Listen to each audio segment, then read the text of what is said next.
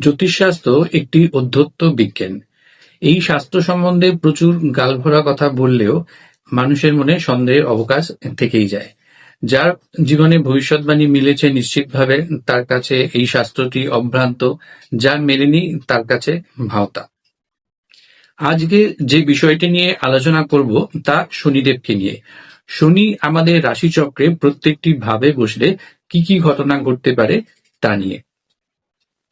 যাদের মিলবে তারা প্লিজ কমেন্ট করে জানাবেন, এবং যাদের মিলল না তারাও প্লিজ জানাতে ভুলবেন না। প্রসঙ্গত উল্লেখ্য, দেবী দুর্গার ত্রিশূলাঘাতে শনিদেব পায়ে আঘাত পেয়েছিলেন। তাই আপনি লক্ষ্য করে দেখবেন আপনার জন্মকালীন রাশিচক্রে শনিদেব যদি লগ্ন ভাব, সপ্তম ভাব বা দ্বাদশ ভাবে অবস্থান করেন, তাহলে পা নিয়ে সমস্যায় আপনি অবশ্যই ভুগবেন।